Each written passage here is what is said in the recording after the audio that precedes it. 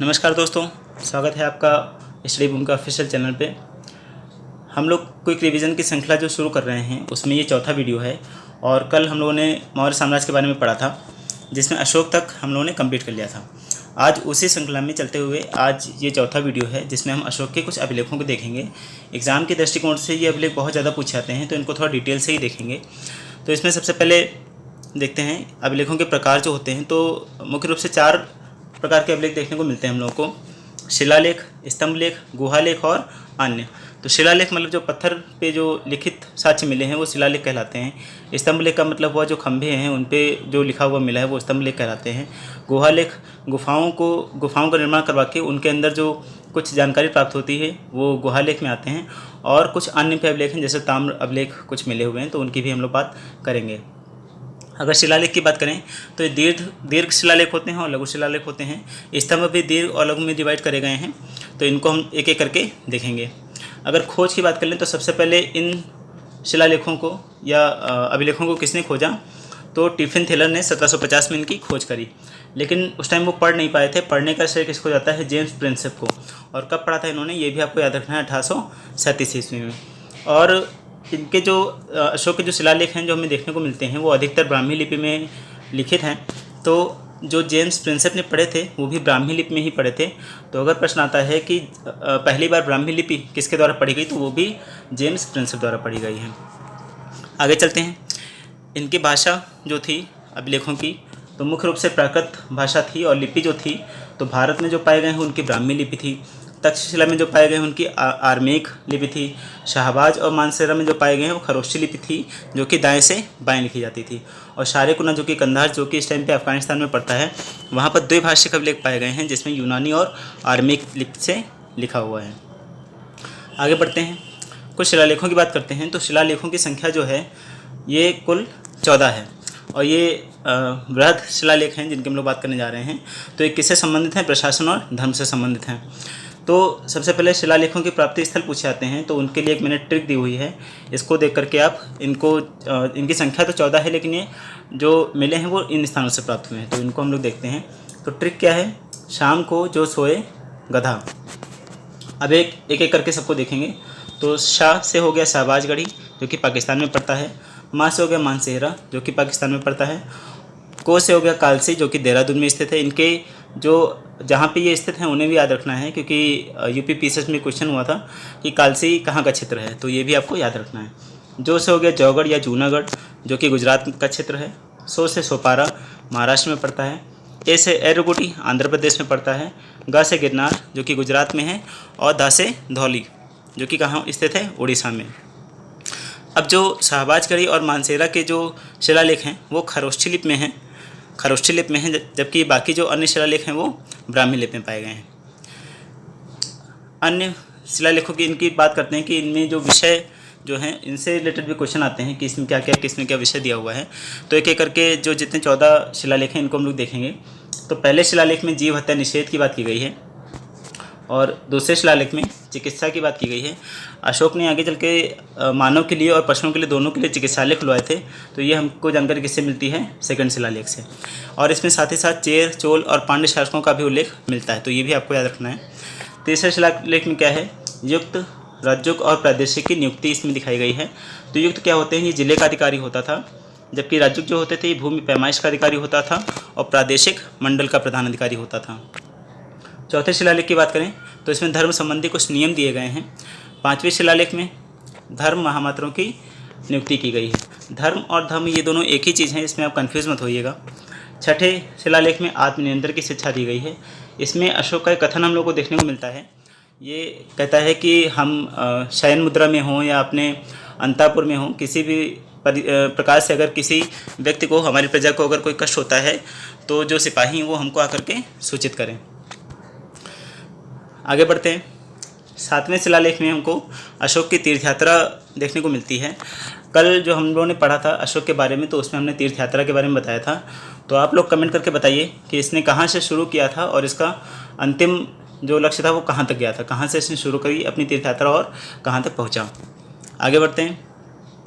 8वें शिलालेख पे इसमें भी तीर्थ यात्रा का वर्णन होता है। यूपी पीसीएस का ये क्वेश्चन था कि किन किन अभिलेखों से अशोक की तीर्थ यात्रा का वर्णन देखने को मिलता है। तो 7वां और 8वां, इसको आपको ध्यान में रखना है। 9वें शिलालेख की बात कर लें तो इसमें सच्ची भेंट और शिष्टाचार का उल्लेख किया गया है। 10वें शिलालेख में इसने आदेश दिया है कि राजा और जो उच्च अधिकारी हैं वो हमेशा किसके हित में सोचेंगे, प्रजा के हित में सोचेंगे, अपना हित बाद में देखेंगे, पहले प्रजा के लिए कार्य करेंगे। 11वें शिलालेख की बात करें तो इसमें धर्म को सर्वश्रेष्ठ बताया गया है। 12वें शिलालेख में धार्मिक सहिष्णुता अर्थात सभी धर्मों का सम्मान करने की बात करी गई है। इसको सारवाचा गुट्टी के नाम से भी जानते हैं, तो ये भी प्रश्न, सारवाचा गुट्टी जो शब्द है इसको भी आपको याद रखना है। 13वें शिलालेख की बात करें तो ये सबसे इंपॉर्टेंट शिलालेख है, जिसमें इसके कलिंग युद्ध का वर्णन है, जो कि सबसे महत्वपूर्ण युद्ध था इसके जीवन का। और इसी युद्ध के बाद इसका जीवन क्या है, पूर्ण रूप से परिवर्तित हो जाता है। जैसा कि मैंने कल बताया था कि इसमें 1 लाख लोग लगभग मारे गए थे और 1.5 लाख लोग लगभग क्या हुए थे, घायल हो गए थे। तो ये सब देख करके इसका मन क्या होता है, द्रवित हो जाता है और बाद में ये बौद्ध धर्म जो है वो ग्रहण करता है। तो आप कमेंट करके बताइएगा ये कलिंग युद्ध कब हुआ था और जिस टाइम इसने आक्रमण किया था उस टाइम वहाँ का राजा कौन था। ये सब मैंने कल के वीडियो में बताया हुआ है। चलिए आगे देखते हैं। 14वां जो शिलालेख है उसमें अशोक ने जनता को धार्मिक जीवन जीने के लिए प्रेरित किया है। ये इतना इंपॉर्टेंट नहीं है, 13वां आपको याद हो जाए तो उतना ही ठीक है, इतना 14th नहीं पूछा गया अभी तक, बट याद रखिए फिर भी। चलिए आगे चलते हैं। लघु शिलालेख की बात करते हैं तो इसमें टोटल 6 लघु शिलालेख पाए गए हैं और ये किसकी जानकारी देते हैं, इसकी व्यक्तिगत जानकारी, इसके जीवन की व्यक्तिगत जानकारी हमको इनसे मिलती है। जैसा कि उन्होंने देखा जो दीर्घ शिलालेख थे उनसे किसकी जानकारी मिल रही थी, प्रशासन और धर्म संबंधी। जबकि जो लघु शिलालेख हैं उनसे किस चीज़ की जानकारी मिल रही है, तो इसके व्यक्तिगत जीवन की जानकारी मिल रही है। भी प्रश्न आता है तो इसको थोड़ा सा माइंड में रखेंगे। ये 6 शिलालेख हैं और 6 अलग अलग जगह से प्राप्त हुए हैं। तो कहाँ से प्राप्त हुए हैं देखेंगे हम लोग। मास्की से, गुर्जरा से, नेतूर से, उडेगोलम से, भाब्रू या वैराट अभिलेख से और कहाँ से, एरवोडी से। ये यहाँ पर 6 होना चाहिए, ये 5 नहीं 6 है। टोटल 6 जगह से प्राप्त हुए हैं। तो इसमें अशोक का नाम जो इसका चिन्हित है वो मास्की में, गुर्जरा में, नेतूर में, उडेगोलम में जो अशोक नाम मिलता है वो देखने को मिलता है। अब आप लोग बताइएगा, कल मैंने बताया था कि जो इसका प्रियदर्शी नाम था वो किस अभिलेख से मिलता है। तो आप लोग बताइए कि भाब्रू या वैराट से मिलता है या एरवोडी से मिलता है, कमेंट करके बताइए। आगे बढ़ते हैं। अब दीर्घ स्तंभ लेख हैं उनकी बात करते हैं। तो इनकी संख्या कितनी है, 7 है। इसमें से हमें सब नहीं देखने हैं, जो इंपॉर्टेंट है सिर्फ उन्हें हम लोग देखेंगे। तो पहला इसी क्रम में हम लोग देखते हैं दिल्ली मेरठ स्तंभ शिलालेख। ये शिलालेख नहीं, सॉरी, स्तंभ लेख। तो पहले कहाँ था स्थित, ये मेरठ में था, बाद में कहाँ लाया, दिल्ली लाया गया, किसके द्वारा, फिरोज शाह तुगलक द्वारा।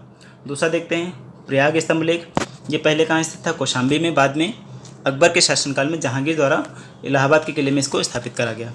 तीसरा दिल्ली टोपरा लेख। तो ये पहले हरियाणा में स्थित था, हरियाणा के अंबाला में स्थित था और बाद में इसको दिल्ली लाया गया। ये किसके द्वारा, तो फिरोज शाह तुगलक द्वारा। आगे चलते हैं, लघु स्तंभ लेख देखते हैं।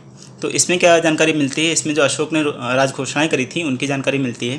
तो इसमें सबसे पहले जो इम्पोर्टेंट है वो कौशाम्बी अभिलेख, जिसको रानी का अभिलेख भी बोला जाता है। तो इसमें रानी जो कारवाकी हैं उनका उल्लेख मिलता है और पुत्र तीव्र का उल्लेख मिलता है। कल के वीडियो में मैंने इसकी कुछ रानियों के नाम बताए थे और पुत्रों के भी नाम बताए थे। तो उसमें से प्रश्न आता है कि इनका उल्लेख किस में मिलता है, कारवाकी का उल्लेख किस में मिलता है, तो रानी के अभिलेख में मिलता है। और किस पुत्र का उल्लेख मिलता है, तो तीव्र का उल्लेख मिलता है, बाकी किसी का उल्लेख नहीं मिलता है। तो इसी क्रम में रुमिंदेई जो अभिलेख है ये भी बहुत इंपॉर्टेंट अभिलेख है। इसको लुम्बिनी अभिलेख के नाम से भी जानते हैं हम लोग। और ये सबसे छोटा अभिलेख है। ये कहाँ स्थित है, लुम्बिनी, जो कि नेपाल में पड़ता है।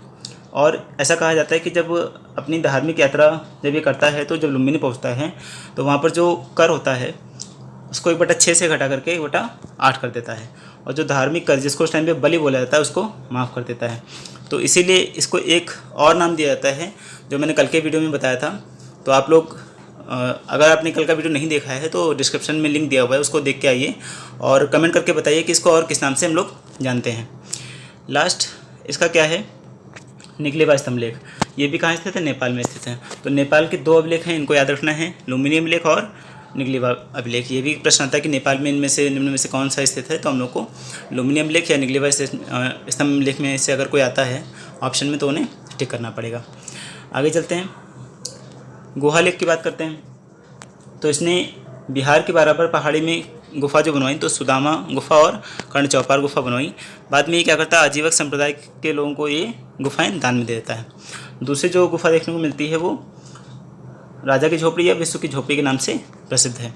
तो इसमें बहुत ज़्यादा जानकारी इसमें काम की नहीं है, सिर्फ इसके नाम ही इम्पोर्टेंट है, उन्हें हमें याद रखना है। अन्य में देख लेते हैं तो एक सोहगरा नाम का अभिलेख मिलता है, जो तांबे का एक पत्ता होता है उस पर लिखा हुआ कुछ मिलता है, और एक इसीलिए इसको ताम्र अभिलेख बोलते हैं। और ये कहाँ स्थित है, गोरखपुर में स्थित है। तो इसमें दिखाया गया कि अकाल के समय पे इसने क्या करा था, अनाज के वितरण की व्यवस्था कर रखी थी अशोक ने अपनी जनता के लिए। तो ये सारे अभिलेख आज हम लोगों ने पढ़े अशोक के, ये बहुत ज़्यादा इंपॉर्टेंट हैं एग्ज़ाम्स के लिए। और जो हम लोग सीरीज़ चला रहे हैं उसी क्रम में चौथा वीडियो था ये, और इसी तरीके से कम समय में अधिक से अधिक जानकारी आप लोगों को मिलती रहेगी। तो बने रहिए साथ में हमारे, और डिस्क्रिप्शन में लिंक दिया हुआ है जिससे आप हमारे प्लेलिस्ट और जो पिछले वीडियोस हैं उनको आप एक्सेस कर सकते हैं। तो बने रहिए साथ में, लाइक करिए, सब्सक्राइब करिए और बेल बटन ज़रूर दबाइए ताकि आने वाली जो नोटिफिकेशन है वो आपको मिल सकें। धन्यवाद।